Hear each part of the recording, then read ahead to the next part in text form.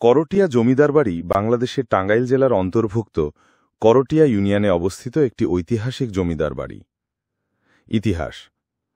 আটিয়ার চাঁদ নামক গ্রন্থ থেকে জানা যায় যে আফগান অধিপতি সোলাইমান খান পন্নী কররানীর ছেলে বায়েজিদ খান পন্নী ভারতে আগমন করেন। তার পুত্র সাইদ খান পন্নী আটিয়ায় বসতি স্থাপন এবং ১৬০৮ খ্রিস্টাব্দে সম্রাট জাহাঙ্গীরের রাজত্বকালে আটিয়ার বিখ্যাত মসজিদ নির্মাণ করেন। এই বংশেরই ১১তম পুরুষ সাদত আলী খান পন্নী টাঙ্গাইলের করটিয়ায় এসে পন্নী বংশের ভিত প্রতিষ্ঠা করেন। ১৯ শতকের প্রথম দিকে সাদত আলী খান পন্নী সম্পত্তির মালিকানা নিয়ে নানা মামলায় জড়িয়ে পড়েন। ঢাকার জমিদার খাজা আলিমুল্লার সহায়তায় তিনি পৈতৃক সম্পত্তি উদ্ধার করেন, কিন্তু শর্তভঙ্গের কারণে পাল্টা মামলা করে খাজা আলিমুল্লা ভোটসত্ত্বের ডিক্রি লাভ করেন। তখন সাদত আলী খান সম্পত্তি রক্ষার জন্য স্ত্রী জমরুদ্দুন্নেসা খানমের নামে তা দানপত্র করে দেন। পরে অবশ্য উভয় পক্ষের মধ্যে আপোষ মীমাংসা হয়। সাদত আলী খান সম্পত্তির ৭ আনা অংশ খাজা আলিমুল্লাকে ছেড়ে দেন। অতপর বাংলা ১২২৭ সনের ৯ পৌষ সাদত আলী খান এবং তার স্ত্রী জমরুদ্দুন্নেসা খানম যৌথভাবে একটি দলিল করেন। এতে সমস্ত সম্পত্তি দুটি ভাগে বিভক্ত করে এক ভাগ পরিবারের ব্যয় ও অন্য ভাগ ওয়াকফ করে ধর্মীয় ও দাতব্য কাজে ব্যয় করার জন্য নির্দিষ্ট করা হয়। ওয়াকফ সম্পত্তি দেখাশোনা করার জন্য মুতাওয়াল্লি নিয়োগের বিধান রাখা হয়। সাদত আলী খান পন্নীর মৃত্যুর পর তার পুত্র হাফেজ মাহমুদ আলী খান পন্নী মুতাওয়াল্লি ছিলেন। মাহমুদ আলী খান পন্নীর মৃত্যু ১৮৯৬ পর মুতাওয়াল্লি কে হবেন এ নিয়ে তার পুত্র ওয়াজেদ আলী খান পন্নী বা চাঁদ মিয়া এবং পিতামহী জমরুদ্দুন্নেসা খানমের মধ্যে বিবাদ ও মামলা মোকদ্দমা সংঘটিত হয়। পরিশেষে ওয়াজেদ আলী খান পন্নী জয়ী হন এবং দক্ষতার সঙ্গে জমিদারি পরিচালনা করেন। পন্নী পরিবারের ১৩তম পুরুষ দানবীর জমিদার আটিয়ার চাঁদ হিসেবে খ্যাত ওয়াজেদ আলী খান পন্নী অসহযোগ ও খেলাফত আন্দোলনে অংশগ্রহণ করার কারণে ১৯২১ সালের ১৭ ডিসেম্বর কারা অবরুদ্ধ হন। ব্রিটিশ বিরোধী আন্দোলনে তার অনমনীয় মনোভাব ও দৃঢ় ব্যক্তিত্বের প্রতি শ্রদ্ধার নিদর্শনস্বরূপ আজও লন্ডন মিউজিয়ামে সংরক্ষিত ওয়াজেদ আলী খান পন্নী তৈলচিত্রের নিচে লেখা রয়েছে, one who defied the British. ১৯২২ সালে জেল থেকে মুক্ত হয়ে তিনি সমাজ ও শিক্ষা সংস্কারের কাজে আত্মনিয়োগ করেন এবং বাংলার আলিগড় নামে খ্যাত ১৯২৬ সালে করটিয়ায় সাদত কলেজ প্রতিষ্ঠা করেন। কলেজের পাশাপাশি তিনি স্থাপন করেন Rokeya senior Madrasa, HM institution, school and college এবং দাতব্য চিকিৎসালয়সহ জনকল্যাণকর বহু প্রতিষ্ঠান। এসব শিক্ষা প্রতিষ্ঠানের সকল প্রকার ব্যয় নির্বাহের অভিপ্রায়ে তিনি তার সমস্ত সম্পত্তি, বসতবাড়িসহ এলাহির উদ্দেশ্যে ১৯২৬ সালের ৯ এপ্রিল এক ওয়াকফ দলিলের সৃষ্টি করেন।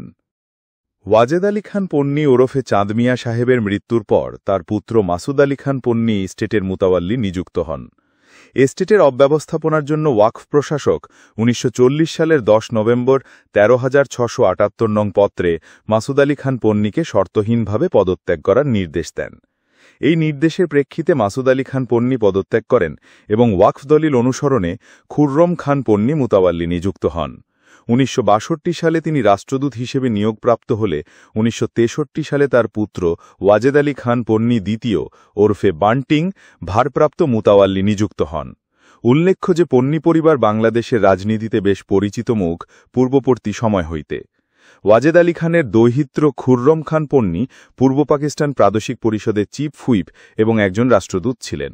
অপর দৌহিত্র হুমায়ুন খান পন্নী বাংলাদেশে জাতীয় সংসদের ডেপুটি স্পিকার ছিলেন।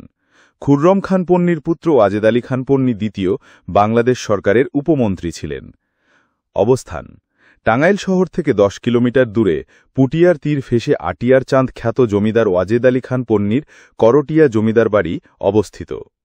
বিবরণ: প্রাকৃতিক এবং নিরিবিলি পরিবেশের এই জমিদার বাড়িটি প্রায় ১ কিলোমিটার দীর্ঘ এবং ০.৫ কিলোমিটার প্রস্থবিশিষ্ট প্রাচীর ঘেরা, যেখানে রয়েছে লোহার ঘর, রোকেয়া মহল, রানীর পুকুর ঘাট, ছোট তরফ দাউদ মহল এবং বাড়ি সংলগ্ন মোগল স্থাপত্যের আদলে গড়া মসজিদ একটি ঐতিহাসিক স্থাপত্য। মোগল ও চৈনিক স্থাপত্যের মিশলে নির্মিত জমিদার বাড়িটি প্রথম দর্শনেই আপনার মন কেড়ে নেবে। সীমানা প্রাচীরের ভেতরে অবস্থিত মোগল স্থাপত্য শিল্পের নিদর্শন রোকেয়া মহল, যা প্রত্নতাত্ত্বিক নিদর্শনের মর্যাদা পাওয়ার দাবি রাখে, অথচ এটি বিদ্যালয় ও কোচিং সেন্টার হিসেবে ব্যবহার করা হচ্ছে। আশফি diagnostic and physiotherapy centre, physio চিকিৎসায় নির্ভরযোগ্য প্রতিষ্ঠান।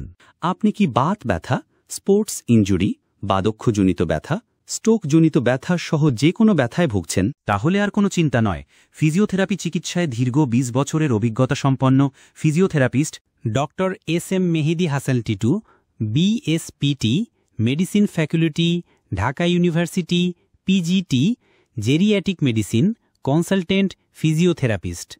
রোগী দেখেন আশফি ফিজিওথেরাপি সেন্টারে। একদল দক্ষ এবং অভিজ্ঞ ফিজিওথেরাপিস্ট দ্বারা সকল প্রকার ফিজিওথেরাপি চিকিৎসা দেওয়া হয়। আমাদের সেবাসমূহ ডিজিটাল এক্স-রে, আল্ট্রাসোনোগ্রাম, ইসিজি সহ সকল প্রকার প্যাথোলজিক্যাল পরীক্ষা নিরীক্ষা করা হয়। অত্যাধুনিক যন্ত্রপাতি, সম্পূর্ণ শীতাতপ নিয়ন্ত্রিত, সিসি ক্যামেরার দ্বারা নিয়ন্ত্রিত এবং সার্বক্ষণিক বিদ্যুতের ব্যবস্থা আছে আশফি ফিজিওথেরাপি সেন্টারে।